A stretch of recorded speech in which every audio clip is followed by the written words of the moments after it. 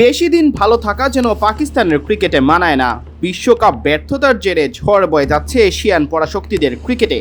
এবার গুরুতর অভিযোগ উঠল তারকা পেসার শাহিন শাহ আফ্রিদির নামে। পাকিস্তানের সাবেক এই অধিনায়ক নাকি দুর্ব্যবহার করেছেন কোচদের সাথে। এদিকে নির্বাচক প্যানেলকে বরখাস্ত করার পর কোচরা জমা দিয়েছেন তাদের রিপোর্ট। সেখানে একের পর এক অভিযোগ দলের খেলোয়াড়দের নিয়ে। পাকিস্তানের ব্যর্থতার কারণ নাকি দলীয় কোন্দল।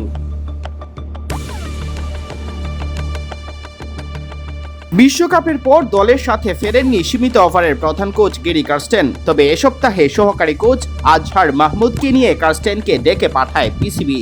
দুজনই জমা দেন বিশ্বকাপ ব্যর্থতার রিপোর্ট। সেখানে কোচদের সাথে অসদাচরণের অভিযোগ উঠেছে শাহিনের বিরুদ্ধে। জানা গেছে খেলোয়াড়দের গ্রুপিংয়ের কথাও। শুধু বিশ্বকাপ নয়, বিশ্বকাপের আগেও আয়ারল্যান্ড ও ইংল্যান্ড সিরিজের সময় শাহিন অধ্যত্ত আচরণ করেছিলেন। সিনিয়র ম্যানেজার হিসেবে ওয়াহাব রিয়াজ ও ম্যানেজার হিসেবে মনসুর রানার দায়িত্ব ছিল দলীয় শৃঙ্খলা নিশ্চিত করা। তবে শাহিনের অসদাচরণের বিষয়ে নাকি কোনো পদক্ষেপই নেননি তারা।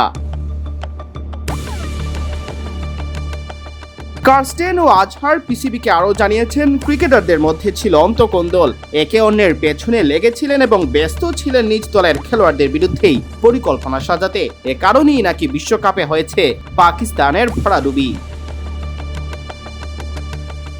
এদিকে বিশ্বকাপ ব্যর্থতার জেরে বরখাস্ত করা হয়েছে নির্বাচক প্যানেলকে। তবে সদ্য বিদায়ী প্রধান নির্বাচক ওয়াহাব রিয়াজ দিয়েছেন নতুন এক ইঙ্গিত। তার দাবি, একটি পক্ষ তাকে সরানোর চেষ্টায় হয়েছে সফল। ওয়াহাব এক্সে লিখেছেন, নির্বাচক কমিটির সদস্যদের আমি চাপ দিতাম বলে যে অভিযোগ উঠেছে তার সাথে আমি একমত নই। অনেক কিছুই বলার আছে, তবে এই দোষারোপের খেলার অংশ আমি হতে চাই না। শাহিনের বিরুদ্ধে গুরুতর অভিযোগ ওঠায় আবারও এই পেসারের নেতৃত্ব পাওয়ার যে সম্ভাবনা ছিল তা অনেকটাই ফিকে হয়ে গেছে। অন্যদিকে বাবর আজম আর সীমিত ওভারের অধিনায়কের আসনে থাকছেন না, এ ব্যাপারটাও অনেকটাই নিশ্চিত। সিয়াম চৌধুরী, বিডি ক্রিক টাইম।